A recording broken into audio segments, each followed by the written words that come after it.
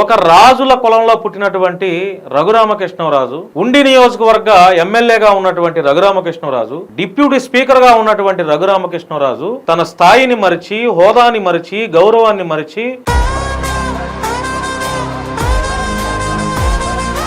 నాకు తెలిసి మరి ఇంత ఓపెన్ గా ఇలా కాషాయ కండువా మెడలో వేసుకొని ఏ రాజకీయ నాయకుడు కూడా ఇంత ఓపెన్ గా అధికార పార్టీలో ఉండి, ఒక ఎమ్మెల్యేగా ఉండి, ఒక డిప్యూటీ స్పీకర్ గా ఉండి ఒక మతానికి కొమ్ము గాయకూడదు.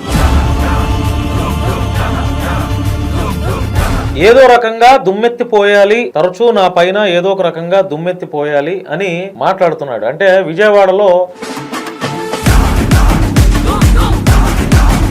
కూల్చివేస్తున్నట్టుగా ఒక అపోహ కూల్చివేసేశారు. అపోహ ఏం కాదు, అక్కడ దళిత కులాల ఇల్లు, క్రిస్టియన్ల ఇల్లు కూల్చేశారు. మీరు అపోహ ఏంటి?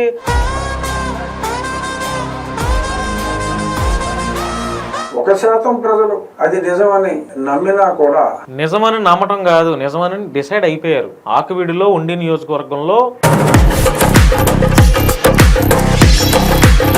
కాషాయ కండువ వేసుకుని మత విద్వేషాలు రెచ్చగొడతా, అక్కడ దళిత కులాల ఇల్లు కూల్చేస్తా, క్రిస్టియన్లను ఇబ్బందులు పెడతా, ప్రతిరోజు నిత్యం తన ఫేస్బుక్ లైవ్ లోను, యూట్యూబ్ లోను ఇలా ప్రెస్ మీట్లు, ఇట్లా వీడియోలు చేస్తూ చీప్ మైండెడ్ గా బిహేవ్ చేస్తున్నాడు రఘురామకృష్ణరాజు గారు. చండాలమైనటువంటి చీప్ బిహేవియర్.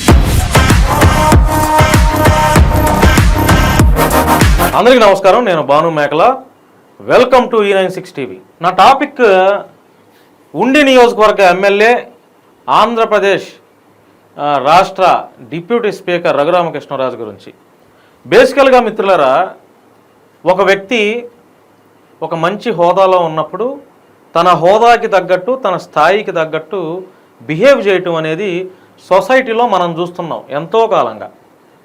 ఫర్ సపోజ్ ఒక డబ్బున్న వ్యక్తి, 100 కోట్లు ఉన్నటువంటి వ్యక్తి, రాజకీయంగా మంచి పేరున్నటువంటి వ్యక్తి కూడా తన హోదాని, పరపతిని, గౌరవాన్ని కాపాడుకునే పరిస్థితుల్లో హుందాగా బిహేవ్ చేస్తాడు.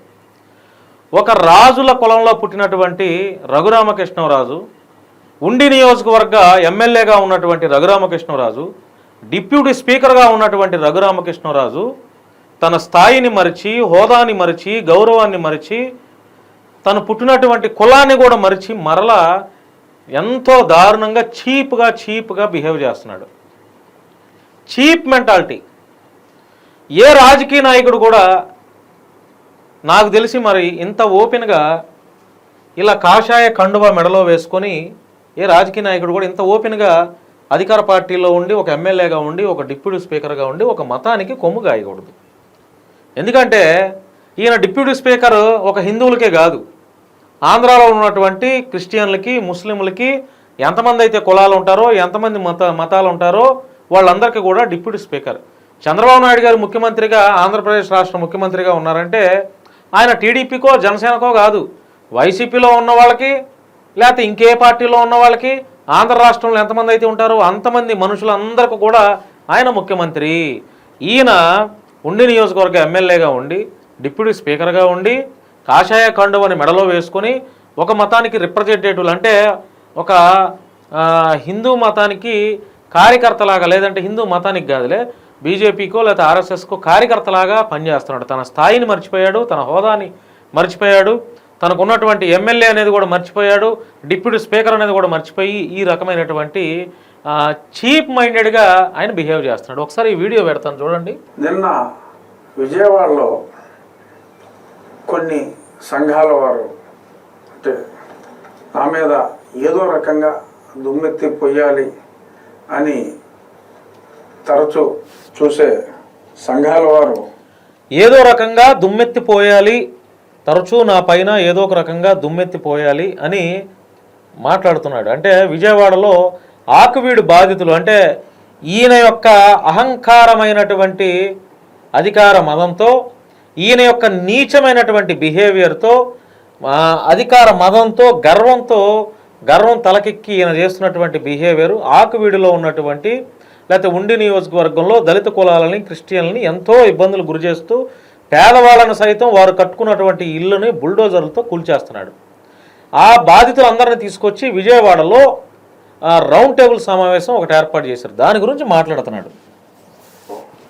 నిన్న విజయవాడలో రాఘవయ్య పార్క్ దగ్గర ఒక సమావేశం నిర్వహించారు. అదేమిటంటే నేను ఎన్నో గృహాలు ముఖ్యంగా కూల్చారుగా దళితులు, అదే నేను చెప్పేది కూడా అదే, కూల్చారు కదా, వారి గృహాలే టార్గెట్ చేసి కూల్చివేస్తున్నట్టుగా ఒక అపోహ. కూల్చివేసేశారు, అపోహ ఏం కాదు. అక్కడ దళిత కులాల ఇల్లు, క్రిస్టియన్ల ఇల్లు కూల్చేశారు మీరు. అపోహ ఏంటి? అపోహ అనుమానం ఏం లేదు, నిర్ధారణే. మీరు ఇల్లు కూల్చేశారు. ఆ బాధితుల్ని తీసుకొచ్చి విజయవాడలో ప్రెస్ మీట్ పెట్టారు, అంతే. ప్రెస్ మీట్, రౌండ్ టేబుల్ సమావేశం కూడా ఏర్పాటు చేశారు. అపోహ ఏంటండి? అపోహ సాక్షి వారి సౌజన్యంతో క్రియేట్ చేయాలి అని చెప్పి చూస్తున్నారు. గతంలో కూడా చేశారు, నేను పెద్దగా పట్టించుకోవాలా. కానీ 1% ప్రజలు అది నిజమని నమ్మినా కూడా అది మంచిది నిజమని నమ్మటం కాదు, నిజమని డిసైడ్ అయిపోయారు. ఆకువీడిలో ఉండి నియోజకవర్గంలో మీరు చేస్తున్నటువంటి అధికార మదంతో పిచ్చబట్టినట్లుగా ఒక కార్యకర్తలాగా మీరు చేస్తున్నటువంటి బిహేవియర్ అంతా నిర్ధారణ చేసేసుకున్నాం. ఎవరండి ఇట్లా కాషాయ కండువ? ఈ కాషాయ కండువ కాదు, ఏ క్రిస్టియన్ మతానికి సంబంధించిన జెండా, ఏ ముస్లిం మతానికి సంబంధించిన జెండా కూడా మెడలో వేసుకోకూడదు. ఆయన ఒక డిప్యూటీ స్పీకరు, అందులోనూ ఒక ఎమ్మెల్యే, ఒక నియోజకవర్గానికి ప్రాతినిధ్యం వహిస్తున్నటువంటి ఎమ్మెల్యే. ఎమ్మెల్యే అంటే ఆ నియోజకవర్గంలో ఏ కులం వాడున్నా, ఎన్ని మతాలలో ఉన్నా, ఎన్ని కులాలలో ఉన్నా, ఆ కులాలందరికీ ఆ నియోజకవర్గంలో 1,00,000 మంది ఓటు బ్యాంకింగ్ ఉంటే ఆ నియోజకవర్గంలో వాళ్ళందరికీ కూడా ఆయన ఎమ్మెల్యేనే, ఓటు వేసినా వేయకపోయినా, అంతే కదా. ఇలా ఆంధ్రప్రదేశ్లో జనసేనలో 21 మంది ఎమ్మెల్యేలు ఉంటే, ఆంధ్రప్రదేశ్లో మరలా టీడీపీ తరఫు నుంచి మొత్తం కూటమి తరఫు నుంచి 161, 122 మంది ఎమ్మెల్యేలు ఉంటే, అందులో ఏ పార్టీ సంబంధించిన ఎమ్మెల్యే, ఏ మినిస్టరు ఈలాగా బిహేవ్ చేస్తున్నాడండి? ఇలా మెడలో ఒక కాషాయ కండువ వేసుకొని మత విద్వేషాలు రెచ్చగొడతా, అక్కడ దళిత కులాల ఇల్లు కూల్చేస్తా, క్రిస్టియన్లను ఇబ్బందులు పెడతా, ప్రతిరోజు నిత్యం తన ఫేస్బుక్ లైవ్ల్లోనూ, యూట్యూబ్లోనూ ఇలా ప్రెస్ మీట్లు, ఇట్లా వీడియోలు చేస్తూ చీప్ మైండెడ్గా బిహేవ్ చేస్తున్నాడు రఘురామకృష్ణరాజు గారు. చండాలమైనటువంటి చీప్ బిహేవియర్. ఏంటండి ఇదంతా? ఆంధ్రాలో సమస్యలు ఏమి లేవా? ఆంధ్రప్రదేశ్లో సమస్యలు ఏమి లేవా? సరే, దాని గురించి మాట్లాడే ముందు ఇంకా పూర్తి వీడియో అనండి. కాదు కనుక నేను ఈ క్లారిఫికేషన్ ఇవ్వటం నా బాధ్యతగా భావించి స్పెసిఫిక్గా క్లారిఫికేషన్ ఇస్తున్నా. ఇదొకటి.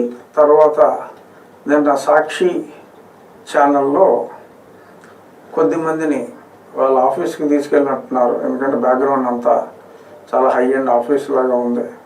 కొద్దిమంది మహిళల్ని తీసుకుని వెళ్ళి పక్క నుంచి ప్రాంప్టింగ్ చేస్తూ నన్ను ఒక దుర్మార్గుడిగా చిత్రీకరిస్తూ మాకు అసలు టైం ఇవ్వకుండా. ఏమండి, దుర్మార్గుడిగా చిత్రీకరిస్తూ అని చెప్పి మాట్లాడుతున్నాడు కదా రఘురామకృష్ణరాజు. ఎవరికేమంత అవసరం దుర్మార్గుడిగా? అంటే మీరు ఇల్లు కూల్చలేదా? కూల్చకుండానే ఆకువీడిలో నుంచి బాధితులు లేకపోతే మహిళలు వచ్చి విజయవాడలో ఆ రాఘవయ్య పార్కు దగ్గర రౌండ్ టేబుల్ సమావేశం ఏర్పాటు చేస్తారా? ఎవరికేమంత అవసరం? ఎవరికేమంత అవసరం సార్? ఆ నియోజకవర్గంలో మీ పనేంటి? మీరు దేని గురించి ప్రెస్ మీట్లు పెట్టాలి? ఆంధ్రప్రదేశ్లో క్రైమ్ రేటు ఇంత ఉండేది గతంలో ప్రభుత్వంలో, మా ప్రభుత్వం వచ్చాక ఇంత క్రైమ్ రేట్ ఉంది అని పెట్టాలి. గత ప్రభుత్వంలో గంజాయి ఇంత ఉంది, ఈ రేట్లో ఉంది, లేదంటే ఇంత క్వాంటిటీలో ఉంది, ఇంత మెజారిటీ, ఇంత రేషియోలో ఉంది, ఇప్పుడు మా ప్రభుత్వం వచ్చిన తర్వాత ఇంత ఉంది. గత ప్రభుత్వంలో మేము ఇన్ని పథకాలు వాళ్ళు ఇస్తే, మా ప్రభుత్వం వచ్చిన తర్వాత మేము ఇన్ని పథకాలు అమలు చేస్తున్నాం అని ప్రెస్ మీట్లు పెట్టాలి. గత ప్రభుత్వంలో ఆడపిల్లలపైన అత్యాచారాలు రేషియో ఇంతుంటే, ఇప్పుడు ఈ మా ప్రభుత్వంలో ఆడపిల్లల అత్యాచారాల రేట్లు, అది ఆడపిల్లల అత్యాచారాల రేషియోలు ఇవన్నీ ఇప్పుడు మా ప్రభుత్వంలో తగ్గాయి అని చెప్పి ఇట్లా ప్రెస్ మీట్లు ప్రజలకు సంబంధించినటువంటి విషయాలపైన పెట్టాలి.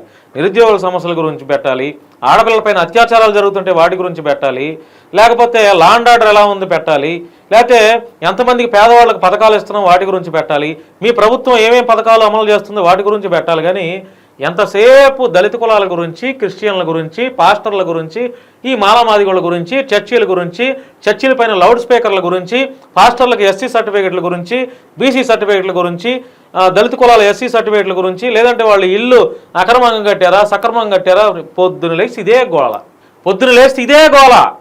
ప్రెస్ మీట్లు ఉంటే ఈ టాపిక్స్ పైనే ఉంటాయి. ఆయన నోరు తెరిచి మాట్లాడితే దళిత కులాల గురించి, క్రైస్తవుల గురించి మాట్లాడదు. నేనేమంటాను? పేదవాళ్ళ జోలికి ఎందుకు వెళ్ళటం? పేద క్రైస్తవుల జోలికి ఎందుకు వెళ్ళటం? కుదిరితే ఆ నియోజకవర్గంలో మంచి చేసి డెవలప్ చేయండి. ఆ నియోజకవర్గంలో క్రైస్తవులతో పాటు దళిత కులాల యొక్క మనసును గెలుచుకోండి.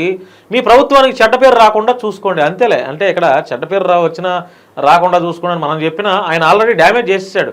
టోటల్గా ఈయన యొక్క బిహేవియర్ వల్ల ఈయన యొక్క పద్ధతి వల్ల దళిత కులాలు, క్రైస్తవులు, పాస్టర్సు, టోటల్గా ఆ నియోజకవర్గం మాత్రమే కాదు ఎంటైర్ ఆంధ్రప్రదేశ్లో ఉన్నటువంటి క్రిస్టియన్స్, దళిత కులాలు మొత్తం కూడా ఒక నిర్ధారణకు వచ్చేసారు, ఒక క్లారిటీకి వచ్చేసారు. ఎందుకంటే ఈ ప్రభుత్వంలో మనల్ని ఇంత ఇబ్బంది పెడుతున్నారు, రఘురామకృష్ణరాజు ఆ నియోజకవర్గంలో ఇంత ఇబ్బంది పెడుతున్నాడు అనేది మొత్తం రాష్ట్ర వ్యాప్తంగా చూస్తున్నారు. సో డ్యామేజ్ ఎట్లాగో ప్రభుత్వానికే కదా, ఆయనదే ఉంది. ఈ పార్టీ కాకపోతే ఇంకో పార్టీకి వెళ్తాడు, అక్కడికి వెళ్ళిన తర్వాత కూడా ఆ సీట్ ఇచ్చినటువంటి వాళ్ళ కళ్ళల్లోనే పొడుస్తాడు. ఇప్పుడు ఏం చేసేది అదే. గత ప్రభుత్వంలో వైసీపీ ఉన్నప్పుడు అలాగే పార్లమెంటు సభ్యుడిగా ఉన్నప్పుడు అలాగే జగన్మోహన్ రెడ్డిని అలాగే చేశాడు. ఈ ప్రభుత్వంలో చంద్రబాబు నాయుడు గారు టికెట్ ఇస్తే ఆ గుర్తుతో గెలిచిన తర్వాత డిప్యూటీ స్పీకర్ పదవిలో కూర్చోబెట్టిన తర్వాత పొద్దున్న లేస్తే ఆయన చేసే బిహేవియర్ ఇలా ఉంది. ఇప్పుడు చంద్రబాబు నాయుడు గారిని అనవసరంగా అన్యాయంగా దళిత కులాలు, క్రైస్తవులు చంద్రబాబు నాయుడు గారికి దూరం అవుతున్నారు, ఆల్మోస్ట్ అవుతున్నారు, అయ్యారు కూడా. ఇదంతా క్రెడిట్ రఘురామకృష్ణరాజుది. దేనికి ఇదంతా ఇంకేం మాట్లాడుతున్నాడు వినండి. రాత్రికి రాత్రి మమ్మల్ని రోడ్డు మీద పడేశారు అని ఉరుదురు అనే గ్రామంలో ఆ బాధితులు మాట్లాడినట్టుగా చెప్పారు. ఇది 1 సంవత్సర కాలంగా